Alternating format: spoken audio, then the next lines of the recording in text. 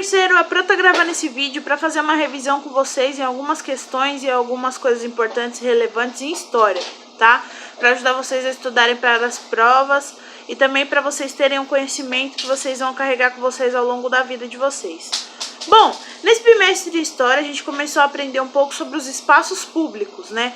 Vale lembrar que espaço público é todo aquele local onde qualquer ser humano pode passar e que é mantido geralmente pelos poderes públicos, como os governantes, os prefeitos, né?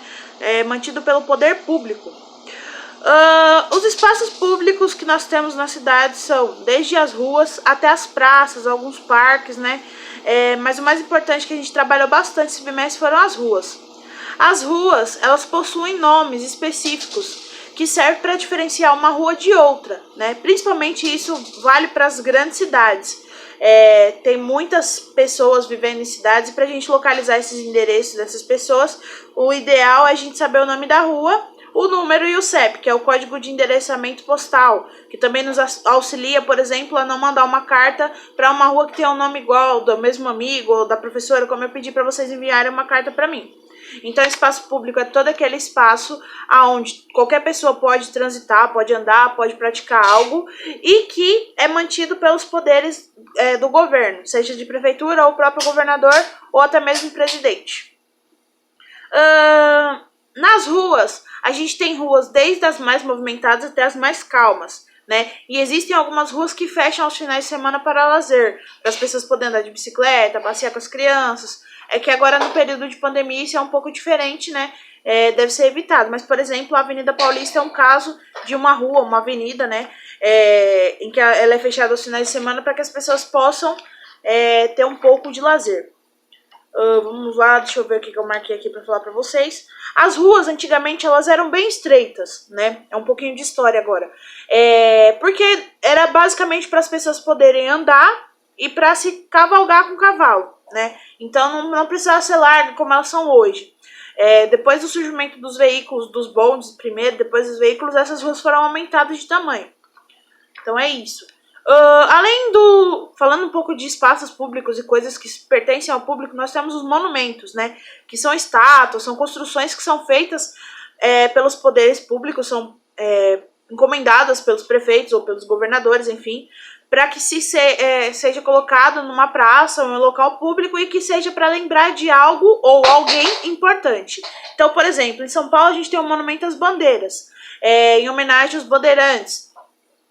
No Rio Grande do Sul, em Caxias do Sul, a gente tem um monumento aos imigrantes livres, que é para lembrar todo o povo que veio da Itália, ou os alemães que vieram e ajudaram a fundar, né, a formar a cultura do Rio Grande do Sul toda como um todo.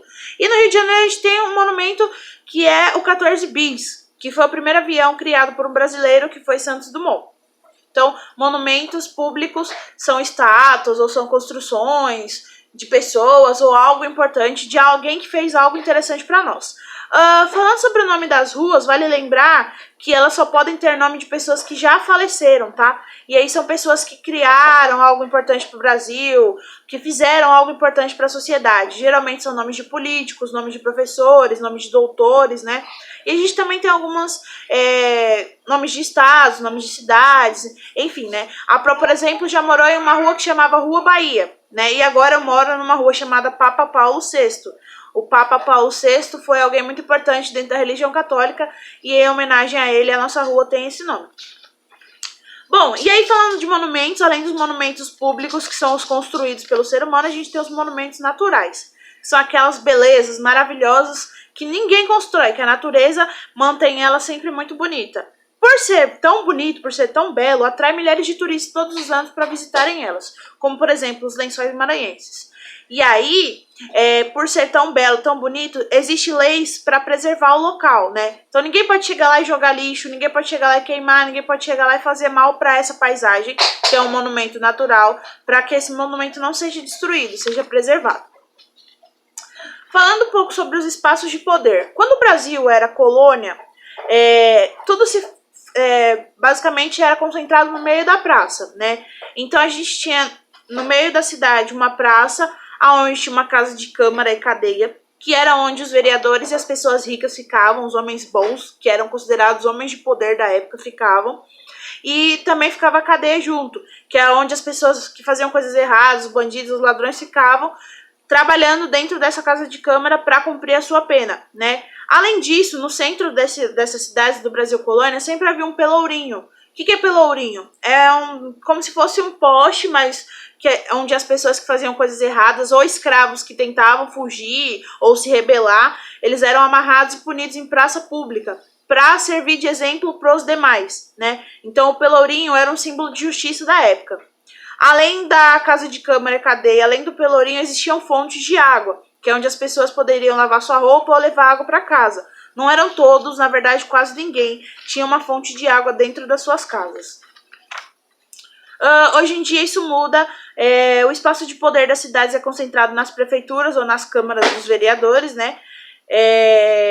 E aí a gente tem o prefeito que trabalha pela nossa cidade, junto com os vice-prefeitos, né, das cidades em geral, e os vereadores que auxiliam eles. Cada um tem uma função. Falando um pouquinho sobre o Brasil, o nosso país já possuiu 3 capitais. A primeira foi Salvador, na Bahia, a segunda foi Rio de Janeiro e a terceira, que é a atual, é Brasília, né? Essa cidade foi construída no governo de Juscelino Kubitschek e foi fundada, a gente costuma dizer nas aulas de história, que foi 50 anos em 5, né? O cara fez uma revolução no tempo de trabalho dele, foi algo muito assim extraordinário para o Brasil. Ele levou um avanço muito grande, então onde não tinha nada, que é onde é Brasília hoje, foi projetada uma cidade. Quem projetou foi um arquiteto chamado Oscar Niemeyer. E essa cidade, ela tem uma planta, ou seja, o desenho dela é de um avião, né? Então o nome das ruas lá são um pouco diferentes, o nome dos locais em Brasília são um pouco diferentes. Tem a Asa Norte, a Asa Sul, né? É nomeado assim. Uma outra curiosidade sobre Brasília, ela foi planejada porque Salvador e o Rio de Janeiro não suportavam ser uma capital. Já havia muitas outras coisas para que fosse capital, então tinha que ter um lugar específico só para isso. Então foi criada assim a capital do Brasil, Brasília, que é a atual. Brasília concentra os poderes do Brasil, né? Os poderes que coordenam a nossa nação, que faz a gente ser o que a gente é, que é o poder executivo, que é aquele que tem como função administrar os recursos públicos e executar as leis. Legislativo, que é responsável por elaborar e aprovar as leis, e ele dá uma fiscalizada nos outros poderes. E o judiciário, que é o responsável por julgar as nossas leis. Bom, pessoal, na próxima aula eu vou falar um pouquinho para vocês sobre serviços públicos e mais um pouquinho do nosso conteúdo de história. Qualquer coisa, voltem na apostila de vocês, logo a prova vai mandar todas as páginas que vocês precisam estudar para a prova. Um beijo, façam as atividades complementares de vocês. Pode ser que em breve a gente se encontre pessoalmente. Mesmo que isso não aconteça, continuem se cuidando, continuem estudando. Muito obrigado por tudo. Fiquem bem.